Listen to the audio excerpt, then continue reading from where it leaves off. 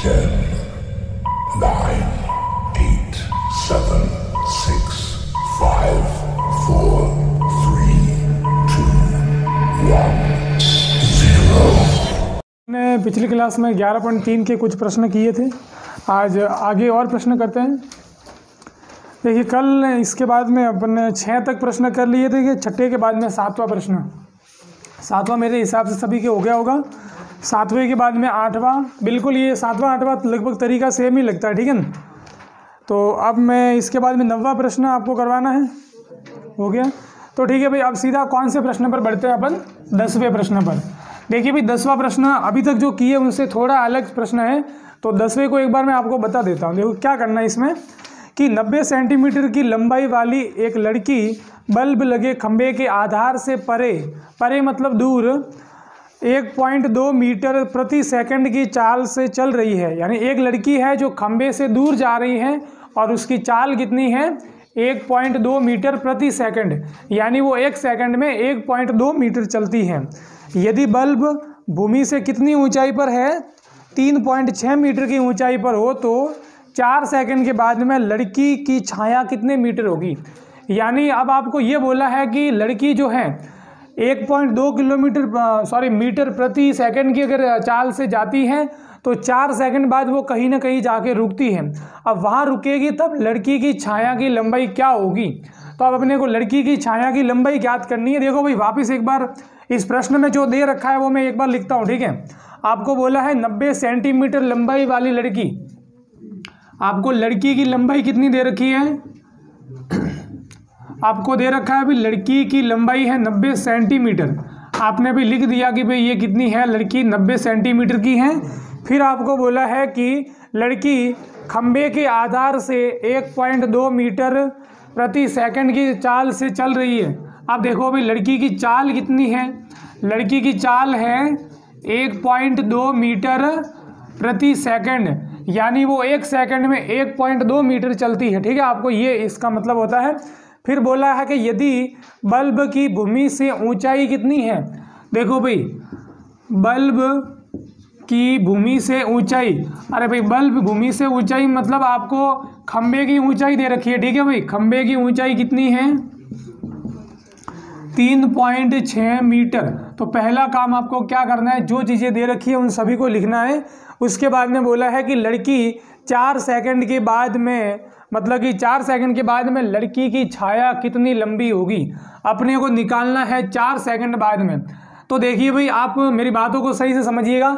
एक बार पहले मैं इसका चित्र बना लेता हूँ, ठीक है भाई। देखिए आपको इसका चित्र कैसे बनाना है, जैसे कि आपको पहले क्या दे रखा है भाई, एक बल्ब लगा हुआ है, ठीक है भाई। बल्ब एक खंबे पर लगा हुआ है। मान लीजिए भाई ये एक खंबा है, इसका मैं नाम दे देता हूँ भाई, क्या है इसका नाम? PQ। और जो यहाँ पर भाई मान लीजिए कि बल्ब लगा हुआ है और बल्ब की भूमि से ऊंचाई कितनी है? 3.6 मीटर, यानी कि ये जो खंबा है वो कितने मीटर का है? 3.6 मीटर का है। तो आपको भी इसका देखो जो जो चीज़ें दे रखी है उसके हिसाब से चित्र बनाना है। और देखो भूमि की बात करें तो ये क्या है? भूमि है, ठीक है। अब खंबा जो होगा वो भूमि के साथ में हमेशा कितने डिग्री का कोण बनाएगा? 90 डिग्री का, एकदम लंबवत होगा। चलिए, अब आपने भूमि से, ये बल्ब की भूमि से ऊंचाई, या फिर इसके कह सकते हैं भाई ये क्या है? खंबे की ऊंचाई, ठीक है भाई। ये क्या है? खंबे की ऊंचाई है। चलो खंबा बना दिया। अब लड़की जो है, लड़की पहले मान लीजिए भाई यहाँ खड़ी थी। आपने मान लिया कि लड़की पहले कहाँ खड़ी थी? यहाँ खड़ी थी। अब लड़की भाई देखो चल रही है, लड़की चल रही है। चलते चलते भाई लड़की कहाँ आ जाती है? अब मान लो भाई लड़की कहाँ आ गई? यहाँ आ गई। अब कितना, अब लड़की कितने टाइम के लिए चली है भाई? लड़की जो चली है वो 4 सेकंड चली है। अब 4 सेकंड में उसने कितनी दूरी तय की होगी, ये अपने को पता करना है। देखो भाई, लड़की पहले मान लो भाई यहाँ खड़ी थी और उसकी चाल जो है वो 1.2 मीटर प्रति सेकंड है। मान लीजिए भी 4 सेकंड के बाद में वो लड़की कहाँ आ जाती है? यहाँ। और ये क्या है? लड़की की ऊंचाई है। तो देखो भाई, मान लीजिए भाई लड़की 4 सेकंड के बाद में यहाँ आ गई। अब ये लड़की है तो लड़की की ऊंचाई कितनी है? 90 सेंटीमीटर।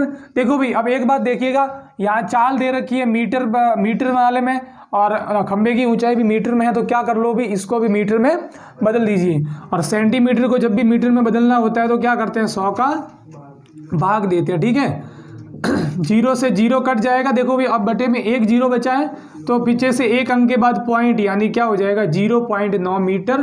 तो लड़की की ऊंचाई को मैं यहाँ क्या लिख देता हूँ 0.9 मीटर। और लड़की भी देखो भाई जो भूमि पर खड़ी होगी तो एकदम 90 डिग्री के कोण के साथ में खड़ी होगी। अब मेरी बात को आप ध्यान से समझिएगा कि लड़की यहाँ से यहाँ तक आई, आपको ये तो पता है कि भाई समय कितना लगा है, 4 सेकंड लगा है समय, लेकिन 4 सेकंड में दूरी कितनी तय की गई दूरी। तो आपको ये पता करना है भी 4 सेकंड में वो यहाँ से यहाँ तक आई है, तो यहाँ से यहाँ तक उसने कितनी दूरी तय की है वो अपने को पता करना है। तो देखो भी 1 सेकंड में अगर वो 1.2 मीटर चलती है तो 4 सेकंड में कितना चलेगी, वेरी गुड। तो आपको क्या करना पड़ेगा भी 1 सेकंड में जितना चलती है उसका गुणा किससे करना है 1.2 से। तो भाई देखो अब देखो 4 इंटू ये कितना हो जाएगा 4.8 मीटर, यानी कि उसने यहाँ से यहाँ तक आने में 4 सेकंड में कितनी दूरी तय कर ली 4.8 मीटर। देखो भाई यहाँ तक तो मेरे हिसाब से आपके कोई प्रॉब्लम नहीं है। अब आपको ये बोला है कि लड़की की छाया, अब देखो भाई यहाँ अगर बल्ब लगा हुआ है, बल्ब अगर चालू होगा, अपन ये जानते हैं कि कभी अगर प्रकाश अगर पीछे से आता है तो अपनी परछाई कहाँ बनती है, आगे बनती है। तो यहाँ से देखो भी प्रकाश आएगा, बल्ब की आपके देखो भी किरणें आएगी और यहाँ से देखो भी ये आगे ऐसे ही जाती रहेगी, ठीक है। और जहाँ तक ये जैसे कि किरण जाएगी वहाँ जाकर क्या हो जाएगी लड़की की आपके परछाई बन जाएगी, सही है कि लड़की मान लो यहाँ खड़ी है तो अब उसकी परछाई ये जमीन पर बनी, यानी कि लड़की की परछाई कहाँ से लेकर कहाँ तक है, यहाँ बी से लेकर, इस बिंदु को मैं नाम क्या देता हूँ सी।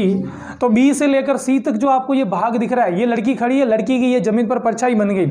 यानी अपने को लड़की की परछाई की लंबाई, छाया की लंबाई, यानी किसका मान निकालना है BC का। और अपने को पता नहीं है भाई BC कितनी है, तो मैं मान लेता हूँ BC कितने मीटर है, x मीटर है। इसका मतलब अब इस पूरे सवाल में अपने को कुछ नहीं करना, अब इतना जो दे रखा था इन सभी को मैंने चित्र के रूप में बदल दिया। अब मेरे को चित्र को ध्यान में रखना है और x का मान निकालना है, यही अपने क्या है लड़की की छाया की लंबाई।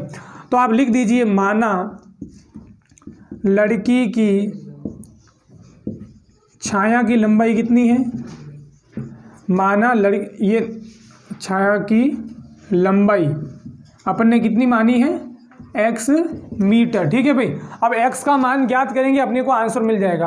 अब आप ध्यान से देखिएगा, अब यहाँ आप सोच रहे होंगे भाई यहाँ आप समरूपता कैसे काम आएगी, अपन चैप्टर पढ़ रहे हैं समरूपता, अब यहाँ समरूपता कैसे काम में ले। देखो अगर इसकी जगह आपको अगर कोण दे रखे होते, थीटा का कोई न कोई मान दे रखा होता तो यहाँ अपन त्रिकोणमिति लगा लेते, लेकिन यहाँ तो कोण तो कोई दिया ही नहीं, अपन कैसे यहाँ त्रिकोणमिति लगा नहीं सकते। तो यहाँ अपने को समरूपता कैसे लगानी है, आप ध्यान से देखिएगा। आपको एक ये छोटा वाला त्रिभुज दिख रहा है ABC, ये त्रिभुज ABC है, और एक दूसरा आपको त्रिभुज दिख रहा है बड़ा वाला PQC। तो अपने को 2 त्रिभुज मिल गए, यानी अब अपन यहाँ क्या कर सकते हैं समरूपता वाले कुछ नियम लगा सकते हैं। अपने को यहाँ ये देखना है कि ये वाला त्रिभुज जो है वो समकोण त्रिभुज है, ये वाला जो बड़ा वाला त्रिभुज है वो भी समकोण त्रिभुज है, यानी इनका रूप तो एक जैसा है। और देखो माप अलग अलग है, तो भाई माप अलग हो सकते हैं समरूप में। अब अपने को क्या करना है, इस छोटे वाले को और इस बड़े वाले त्रिभुज को समरूप सिद्ध करना है। तो देखो भाई इस छोटे और बड़े को समरूप कैसे सिद्ध करोगे, तो आप यहाँ देखिएगा भाई छोटे वाले त्रिभुज का नाम क्या है ABC और बड़े वाले का नाम क्या है PQC। अब कभी भी किसी भी त्रिभुज को समरूप अगर सिद्ध करना है तो मैंने आपको नियम बताए थे। एक तो नियम होता है AAA या AA, यानी अगर एक त्रिभुज के 2 कोण दूसरे त्रिभुज के 2 कोणों के बराबर हो जाए, या तीनों कोण दूसरे त्रिभुज के तीनों कोणों के बराबर हो जाए तो भी वो समरूप होते हैं। दूसरा होता है SSS, यानी कोई भी 2 जो त्रिभुज होते हैं उनकी संगत भुजाओं का अनुपात क्या हो जाए समान। तीसरा होता है SAS, यानी 2 भुजाओं का तो अनुपात समान हो जाए और उनके बीच का कोण क्या हो जाए बराबर हो जाए। तो यहाँ आप देखिए भाई तीनों में से कोई भी एक आपको नियम लगाना है। आपको जो यहाँ देखो भाई, अब आप यहाँ करोगे तब पता चलेगा भाई कौन सा नियम लगेगा, ठीक है। तो यहाँ मैं देखता हूँ कि छोटा वाला त्रिभुज ये है और बड़ा वाला त्रिभुज PQC है। इन दोनों में देखिए क्या इन दोनों त्रिभुजों में, पहले देखो भुजा आप छोड़िए, भुजा तो भाई अपने को यहाँ कोई पता नहीं है। आप कोण देखिए, क्या इस वाले त्रिभुज में और इस वाले त्रिभुज में कौन कौन से कोण समान है, और समान कैसे पता चलेगा। देखो भी आप देखो इस छोटे वाले में इस बड़े वाले में कोई कॉमन कोण आ रहा है कि ऐसा कोण जो दोनों के अंदर आ रहा है। तो आप देखोगे भाई ये C, ये जो सी है वो इस वाले में भी है और बड़े वाले में भी है, तो कौन सी बराबर क्या हो जाएगा, कौन सी हो जाएगा। सही है कि नहीं है। कौन सी बराबर कौन सी क्यों है, क्योंकि ये कैसा कौन है, उभयनिष्ठ कौन है। तो देखो भाई आपको पहले कोशिश करनी है कि अगर आपको उभयनिष्ठ अगर आपको कौन मिल जाए तो आपको वो पहले लिखना है। इसके बाद में देखिए इस छोटे वाले त्रिभुज में आपने ये वाला कौन ले लिया, बड़े वाले त्रिभुज का ये वाला कौन ले लिया। अब देखो इस छोटे में और इस बड़े में आपको और कोई कौन सेम दिख रहा है, तो आप देखोगे भाई इस छोटे वाले में ये 90 डिग्री, इस बड़े वाले में ये 90 डिग्री, यानी ये दोनों कौन भी क्या है, बराबर है। छोटे वाला देखो भाई, छोटे वाले का 90 डिग्री वाला कौन का नाम क्या है, ABC। जो 90 डिग्री वाला कौन है उसका नाम ABC है, यहाँ 90 डिग्री का नाम क्या है, PQC। तो ABC और PQC बराबर है। क्यों बराबर है, क्योंकि दोनों ही कितने डिग्री के हैं। आपको दो कौन काम में आ गए भाई, क्या दो कौन आपके बराबर आ जाते हैं तो त्रिभुज समरूप हो जाते हैं। तो आप लिखोगे भाई कौन से नियम से, तो आप लिखोगे AA नियम से। आपको तीसरे कौन को बराबर करने की जरूरत भी नहीं है, तो आपको AA नियम से कौन कौन सा त्रिभुज समरूप मिल जाएगा, तो त्रिभुज ABC। अब आपको डायरेक्ट नहीं लिखना है, वैसे यहाँ अगर आप PQC लिख दोगे सही है, लेकिन आपको कैसे चेक करना है, कौन C बराबर C। तो C अगर C भाई C के बराबर है तो C कहाँ आ रहा है, लास्ट में आ रहा है, तो C यहाँ पर भी क्या आएगा, लास्ट में आएगा। इसके बाद में बीच में देखो भाई B है, बीच में Q है, तो B कहाँ है भाई, सेकंड नंबर पर, तो Q भी कहाँ आएगा, सेकंड नंबर पर। अब देखो भाई Q भी आ गया, C भी आ गया, अब क्या है P। तो वैसे ही PQC सही था, लेकिन अगर मान लो यहाँ गलती से आपने अगर इसको QPC लिखा होता और यहाँ वैसे का वैसे अगर आप QPC लिख देते तो गलत हो जाता। ठीक है, चलिए अब आपको यहाँ तक मिल गया। अभी देखो भाई अभी आपने ये समरूप लाया है, अब आपको वैसे निकालनी है भाई x का मान, जो कि इस छोटे वाले त्रिभुज की क्या है, भुजा है। तो अब आपको क्या करना पड़ेगा, इससे भुजाएं निकालनी पड़ेगी। और जब त्रिभुज समरूप होते हैं तो भुजाएं समान होती है, समानुपाती होती है। तो भुजाएं क्या होती है, समानुपाती। और समानुपाती भी कैसे, देखिए आप, जैसे कि आपने पहले वाले त्रिभुज की भुजा कौन सी ले ली, AB। पहले वाले त्रिभुज की भुजा ले ली AB, तो यहाँ AB मतलब पहला दूसरा, तो वहाँ पहला दूसरा कौन आएगा, PQ। सही है, AB की संगत भुजा PQ एक दूसरे के बटे में आ गई। इसी प्रकार BC। अब आप देखिए भाई BC, तो BC है सेकंड और थर्ड, तो इसी प्रकार वहाँ BC यानी QC आ जाएगा। तीसरा बात करें भाई AC, लेकिन देखो भाई AC कौन सी भुजा है, ये वाली। क्या ये वाली भुजा आपको इसका मान दे रखा है, इसका मान नहीं दिया है, क्या इसको निकालने को बोला है, नहीं निकालना। ठीक है, तो फिर आपको क्या करना है, AC को लिखना ही नहीं, यहाँ आप दो को ले लो, बाकी आप छोड़ दो। अगर इसी प्रकार यहाँ आप AC की बटे में PC लेने जाओगे, क्या PC का मान निकालने को बोला है या दे रखा है, इसका कोई काम ही नहीं है, तो भी फालतू लिखने से क्या मतलब। तो चलिए भाई मैंने क्या कर दिया अभी, जिनकी जरूरत है, क्योंकि देखो AB और PQ, तो AB का मान दे रखा है, PQ का भी मान दे रखा है, इसलिए इसको काम में लिया। BC आपको निकालनी है, और QC आपको कोई न कोई दे रखा है, यानी जो दे रखा है उनको ही काम में लेना है। तो चलिए मेरे को अब क्या मिल गया, AB बटा PQ किसके बराबर है, BC बटा QC। अब आप मान रखिए AB का मान कितना है, AB का मान कितना है 0.9 बटे में PQ का मान कितना है 3.6 बराबर में BC है अपने x, और x क्या है, छाया की लंबाई। सही है, फिर QC, अरे भाई QC कितनी है, ये QC मतलब पूरी इतनी तो है 4.8 और आगे वाली है x, तो 4.8 और प्लस x, क्योंकि दोनों को जोड़ने से मिलेगी। चलिए आप देखिए भाई ऊपर एक अंक के बाद पॉइंट है, नीचे भी एक अंक के बाद पॉइंट है, तो पॉइंट से पॉइंट कट गया। अब पॉइंट हट गया भाई, ऊपर है 9, नीचे है 36। 9 का भाग 36 में कितनी बार जाता है, 4 बार, और 9 का भाग 9 में 1 बार। तो देखो भाई आपको मिला, यहाँ पर क्या मिलेगा, ऊपर है 1 बटे में है 4 और बराबर में है x बटा 4.8 प्लस 1। जब भी देखो ऐसे दोनों साइड भिन्न में आते हैं, आपको क्या करना है, वज्र गुणा यानी क्रॉस मल्टीप्लाई करना है। यहाँ जो भिन्न में है वो यहाँ गुणा में जाएगा, और यहाँ जो बटे में है वो वहाँ गुणा में जाएगा। अब 1 का किसी से भी गुणा करो, वो का वो आएगा, यानी 4.8 प्लस x आ जाएगा। 4 का x से गुणा करेंगे तो 4x आ जाएगा। अब ये x देखिए भाई, यहाँ x प्लस में है, दूसरी बार भेजेंगे तो क्या हो जाएगा, माइनस हो जाएगा, यानी 4x माइनस x। अब 4x में से जब x माइनस करेंगे तो कितने x बचते हैं, 3x। अब आपको यदि x का मान निकालना ही है तो आप क्या करोगे भाई, 3 को कहाँ लाओगे, गुणा में से भाग में। देखो भाई भाग कैसे देना, 3 का भाग, देखो भाई 3 का पहाड़ा एक बार बोला 3 आएगा, फिर 4 में से 3 का 1 यानी, और ये कितना 18, यानी कितनी बार जाएगा, 6 बार। तो 1.6 बार भाग गया, आपको x का मान कितने मीटर मिला, 1.6 मीटर, यानी कि छाया की लंबाई कितनी हो जाएगी, 1.6 मीटर। इस प्रकार से इस प्रश्न को करना है, ठीक है ना भाई, लिख दीजिए। 12वां प्रश्न करते हैं। त्रिभुज ABC के शीर्ष A से A की सम्मुख भुजा BD पर, अब आपको यहाँ सम्मुख भुजा BD की जगह BC लेना है। सम्मुख भुजा BC पर लंब डालने पर AD² बराबर BD इंटू DC प्राप्त होता है।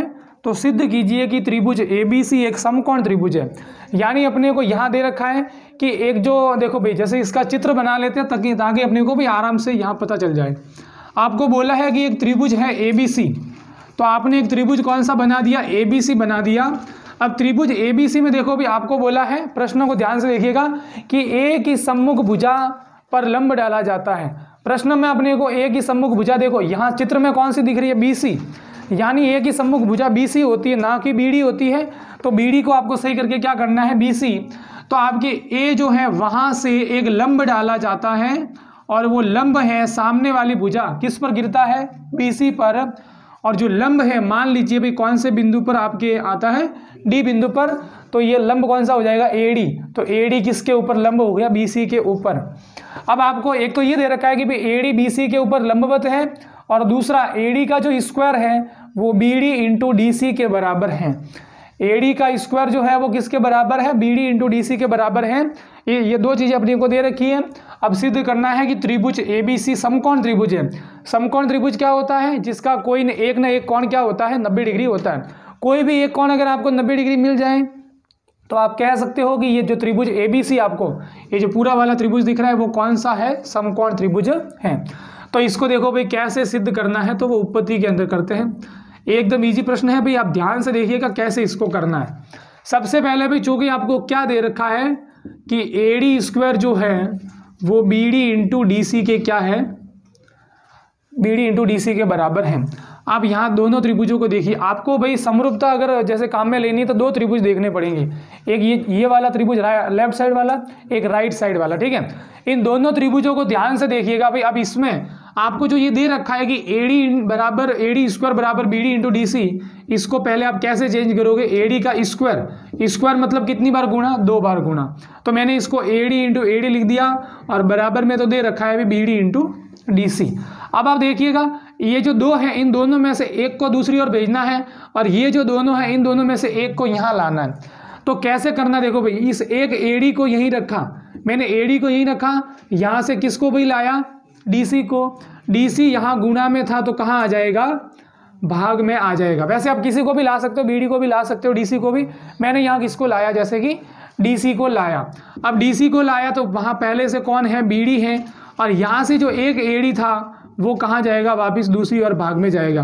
तो आप इसको इस रूप में भी लिख सकते हो। तो आपको यहाँ क्या मिला भाई, AD/DC किसके बराबर है, BD/AD के बराबर है। ये समीकरण नंबर क्या हो जाएगा, 1 हो जाएगा। अब यहाँ इसको आगे कैसे काम में लेना वो बाद में देखते हैं। पहले आप देखो भाई, अब आपको यहाँ ध्यान देना है कि और आप जैसे क्या देख सकते हो, इस छोटे वाले त्रिभुज में और इस वाले त्रिभुज में देखो भी आपको क्या कोई कोण ऐसा है जो बराबर दिख रहे हैं। हाँ, कोण जो D, अब इसको क्या बोलेंगे, BDA बोलेंगे, और ये कौन सा हो जाएगा, CDA। ये दोनों समान है क्योंकि दोनों कितने डिग्री के हैं, 90 डिग्री के। तो अपन कौन से त्रिभुज की बात कर रहे हैं, पहला वाला त्रिभुज है ABD, पहला वाला त्रिभुज है ABD, और दूसरा त्रिभुज कौन सा है, ACD। ठीक है भाई, इन दोनों, अब देखो यहाँ अपन कैसे भी इनका क्रम कैसे भी लिख सकते हैं, CAD ACD कोई भी लिखो, लेकिन जब समरूप लिखेंगे तब आपको इनका क्रम का ध्यान रखना पड़ेगा। अब देखिए भाई, मेरे को इन दोनों त्रिभुजों में देखना है कि कौन कौन से कोण समान है। तो आप देखते हो भाई कोण BDA यानी ये वाला कोण, और कोण CDA यानी ये वाला कोण, दोनों ही समान है। और दोनों के समान होने का कारण क्या है कि दोनों क्या है, 90 डिग्री के हैं। और देखो भाई, अब आप ध्यान से देखिएगा, आपको यहाँ अब देखो भाई समरूप सिद्ध करना है दोनों त्रिभुजों को। 3 नियम होते हैं, एक होता है AAA या AA, दूसरा SSS, और तीसरा कौन सा होता है, SAS। तीनों में से कौन सा काम आएगा। तो पहले देखते हैं भाई पहले वाला नियम काम आएगा कि नहीं आएगा, डबल A वाला। तो देखो भाई एक कोण तो बराबर मिल गया इन दोनों में, क्या और कोई कोण है जो बराबर मिल रहा है। तो और कोई कोण बराबर नहीं मिल रहा है, मतलब पहले वाला नियम तो काम आएगा नहीं। अब आपने भले ही आपने एक कोण बराबर निकाला है, तो दोनों में से देखो भाई एक कोण वाला कौन सा नियम है, तीसरा वाला, तो यहाँ चांस बनते हैं कि भाई तीसरा वाला नियम काम में आएगा। अब कैसे देखो, चलो भाई आपको कोण तो बराबर मिल गया, कौन सा कोण बराबर मिला भाई, ये वाला कोण और ये वाला कोण। अब बात करें भी जो वो कोण है वो कहाँ होना चाहिए, दोनों भुजाओं के बीच में होना चाहिए। तो देखिए क्या वाकई में ये वाला जो कोण है, ये वाला कोण जो है वैसे वो किन दोनों भुजाओं के बीच में, इन दोनों के बीच में। तो क्या ये दोनों भुजाएं कहीं ना कहीं काम में आई है। तो आप देखिएगा आपको समीकरण नंबर 1 क्या दे रखा है, AD/DC बराबर क्या है, BD/AD। अब ये मैंने लिखा और ये कहाँ से लिखा है, समीकरण 1 से। अब ये मैंने यहाँ क्यों लिखा है वो आप समझिएगा। आप देखिए AD कहाँ पर है, यहाँ पर है, बटे में क्या है DC। देखो भाई ये जो AD जो भुजा है वो इस वाले त्रिभुज में भी है और इस वाले त्रिभुज में भी है, यानी AD क्या है, उभयनिष्ठ भुजा है। तो आप इस वाले त्रिभुज में भी इसको मान सकते हो, इस वाले त्रिभुज में भी मान सकते हो। तो देखिए अपने को एक बात तो ये पता है कि जब भी अनुपात लिखते हैं तो जैसे कि पहले वाले त्रिभुज की भुजा ऊपर आएगी, दूसरे वाले त्रिभुज की भुजा कहाँ आएगी, नीचे। ये जो दो भुजाएं होती है दोनों एक ही त्रिभुज की नहीं होती, अलग अलग की होती है, सही बात है कि नहीं। तो भाई ये जो AD है, AD भुजा यानी ये वाली, मान लीजिए ये AD भुजा अब की बार कौन से त्रिभुज की है, ABD की है, तो बटे में आती है DC, यानी AD की संगत भुजा है DC। तो ये AD और ये DC, AD की संगत भुजा कौन सी होगी, DC, और ये DC कौन से त्रिभुज में आ रहा है, दूसरे वाले त्रिभुज में आ रहा है। तो आपने देखा भाई AD तो है पहले वाले त्रिभुज की और DC आ गई दूसरे वाले त्रिभुज की, यानी ये दोनों भुजाएं एक दूसरे की क्या हैं, संगत भुजाएं हैं। चलो तो आपने देखा भाई ये दोनों भुजाएं काम में ली और इनका बीच का कोण 90 डिग्री ये अपन ने काम में लिया, यानी भी इन दोनों के बीच का कोण तो भाई ये है। अब चेक करते हैं आगे, BD यानी कौन सी भुजा, ये वाली BD यानी ये वाली भुजा, और BD की संगत भुजा कौन सी है, AD। तो अब की बार BD जो है वो पहले वाले त्रिभुज की है और ये जो AD काम में आ रहा है बटे में, ये कौन से दूसरे वाले के लिए। तो यहाँ पर भी देखो ये वाला कोण दोनों त्रिभुजों पे, दोनों भुजाओं के कहाँ आ रहा है, बीच में, यानी कि आपको दो तो भुजाओं का अनुपात समान दे रखा है और दोनों के बीच वाला कोण समान दे रखा है। तो कौन सा नियम काम में आएगा, ऐसे बस थोड़ा यहाँ ये समझने की बात थी, ठीक है भाई। तो आप लिखोगे कि कौन से नियम से, SAS नियम से दोनों त्रिभुज क्या हो जाएंगे, समरूप हो जाएंगे। अब समरूप कैसे लिखोगे, तो पहले वाले त्रिभुज का नाम तो आप डायरेक्ट लिख सकते हो, दूसरे वाले को कैसे लिखना है आप देखिए भाई, पहले कोण को चेक करो, बीच में D, यानी जहाँ D आएगा वहाँ D आएगा। तो भाई लास्ट में D है तो लास्ट में क्या आएगा, D। अब देखो इसमें ACD में से D तो आ गया। अब बात करें A और C की, तो A कहाँ आएगा, पहले पर आएगा या दूसरे पर आएगा, कैसे पता चलेगा। तो आप देखिए भाई AD की संगत भुजा कौन सी है, DC, यानी AD की संगत भुजा DC है और AD कैसे बनती है, पहले और तीसरे से। देखो भी आपने AD बटा जैसे ये DC लिखा है, अगर मैं DC को CD लिखूंगा तो क्या कोई फर्क पड़ता है, भुजा में कोई फर्क नहीं पड़ता। तो आप AD भाई है तो AD से क्या बनता है, CD। तो AD कैसे बनता है, पहले से तीसरे पर, तो CD भी कैसे बनना चाहिए, पहले से तीसरे पर। तो CD बनाने के लिए पहले पर कौन आएगा, C आएगा, सही है नहीं। अब दूसरे वाले को देखते हैं, BD। आपने देखा भाई BD, तो BD के बटे में कौन है, AD, मतलब BD की संगत भुजा AD। तो BD कैसे बनता है, दूसरे और तीसरे से। तो BD की संगत भुजा AD है, तो यहाँ BD की जगह आपको AD बनाना है, मतलब दूसरे तीसरे पर। ये ऐसे यहाँ क्या आ जाएगा, A आ जाएगा। तो त्रिभुज ABD किसके समरूप होता है, त्रिभुज CAD के, ना कि ACD के, ठीक है भाई। तो आपको यहाँ पर ये दोनों त्रिभुज समरूप तो मिल गए। अब ये त्रिभुज अगर समरूप हैं तो कोई भी अगर दो त्रिभुज समरूप होते हैं तो उनके बाकी जो संगत कोण होते हैं वो क्या होते हैं, समान होते हैं, संगत कोण समान होते हैं। अब संगत कोण कौन कौन से समान होंगे, देखो भाई इन दोनों त्रिभुजों में आपको भाई एक तो पता है भाई ये वाला कोण तो 90 डिग्री समान है। इसके अलावा भी तो भाई इस त्रिभुज में देखो, त्रिभुज में टोटल 3 कोण होते हैं, 3 में से एक तो आपने काम में ले लिया, बाकी और 2 कोण कौन से, तो अपन देखते हैं BDA के अलावा कौन सा आता है, एक तो कौन सा कोण हो जाता है, ABD। कौन सा कोण हो जाता है, ABD। तो ABD मतलब पहला दूसरा तीसरा, तो यहाँ बराबर में क्या मिलेगा, पहले दूसरे तीसरे से CAD। ABD किसके बराबर मिल जाएगा, कोण CAD के बराबर। ये समीकरण नंबर क्या लिख दिया मैंने, 2 लिख दिया। ABD ले लिया। अगर आप इसके बाद में लेने जाओ भाई BDA, तो बी डी ए तो भाई वो 90 डिग्री का वो तो काम में ले लिया, बी डी ए को नहीं लेना है। और क्या ले सकते हो, तो बी ए डी ले सकते हो, ठीक है भाई। या फिर आप यहीं पर देख लो भाई, इस वाले त्रिभुज में देख लो, पहले जैसे इस वाले कौन का नाम देखना है भाई, इसका नाम क्या है, तो डी बी ए या ए बी डी, तो ए बी डी आपने ले लिया। दूसरा 90 डिग्री का इसको लेना नहीं है। फिर तीसरा देखते हैं, इसका नाम क्या है, बी ए डी, तो यहाँ से देखिए भाई बी ए डी मतलब दूसरा पहला तीसरा, तो आप देखिए भाई बी ए डी किसके बराबर हो जाएगा, बी ए डी यानी किसके बराबर हो जाएगा, ए सी डी के बराबर हो जाएगा। ये समीकरण नंबर क्या हो जाएगा, 3 हो जाएगा। अब समीकरण 2 और 3 को आपको आगे काम में लेना है, कैसे, तो समीकरण 2 और 3 को जोड़ना है आपको। समीकरण 2 और 3 को क्या करना है, जोड़ना है। अब देखो भाई, वैसे हर बार क्या करते थे अपन कि लेफ्ट वाले को लेफ्ट वाले से जोड़ते थे, राइट वाले को राइट वाले से जोड़ते थे, लेकिन यहाँ ऐसा नहीं होगा। देखो भाई, आप देखिएगा ए बी डी कहाँ पर है, ए बी डी है भाई ये यहाँ पर। फिर है सी ए डी कहाँ पर है, तो सी ए डी है अपने ये यहाँ पर, ठीक है। इसके बाद में बात करें बी ए डी है अपने ये यहाँ पर, और ए सी डी कहाँ पर है, यहाँ पर। आप देखो भाई, ये जो आपके टोटल 4 कोण हैं, अब चारों में से किन को जोड़ना है, तो आप कैसे देखोगे कि जो पास पास में आ रहे हैं उनको जोड़ना है। पास पास में मतलब दूसरे और तीसरे को, दूसरे नंबर पर किसको मान, देखो पहला दूसरा तीसरा चौथा, दूसरे पर कौन, दूसरा, और देखो भाई तीसरा एक दूसरे के पास पास में है, तो इन दोनों को जोड़ना पड़ेगा। दूसरा यानी सी ए डी, या फिर आप डायरेक्ट देख लो भाई सी ए डी और बी ए डी ये क्या है, एक दूसरे के पास में है, और जब ये दोनों जुड़ेंगे तो पूरा वाला कौन सा बनाएंगे, ए वाला कौन बनाएंगे। इसलिए मेरे को क्या करना पड़ेगा, सी ए डी और बी ए डी को जोड़ना है। तो सी ए डी को और बी ए डी को जोड़ना है, यानी इसकी तो राइट साइड किससे जोड़नी पड़ेगी, लेफ्ट साइड से, और इसकी लेफ्ट साइड किससे जोड़नी पड़ेगी, राइट साइड से। तो यही खाली फर्क है। तो आप इसको कैसे लिखोगे, देखो ये जो ए बी डी है, कौन ए बी डी है, इसमें क्या जुड़ेगा, ए सी डी जुड़ेगा, और बराबर में सी ए डी में क्या जुड़ेगा, बी ए डी जुड़ेगा। अब देखो बस अपने आंसर आने वाला है, ए बी डी यानी ये वाला कौन। वैसे इस ए बी डी को मैं क्या लिख सकता हूँ, कौन भी लिख सकता हूँ, क्योंकि ये पूरा कौन है। इसी प्रकार ए सी डी को मैं कौन सी लिख सकता हूँ। यहाँ देखो भाई सी ए डी और B A D, C A D मतलब ये वाला, और बी ए डी मतलब सी ए बी, और ये दोनों जुड़ेंगे तो क्या बन जाएगा, पूरा कौन ए बन जाएगा। इसको मैंने क्या लिख दिया, समीकरण नंबर 4 लिख दिया बस। अब लास्ट एक स्टेप आपको क्या काम लेना है, अब आपको ए का मान जो है वो बी प्लस सी के बराबर है।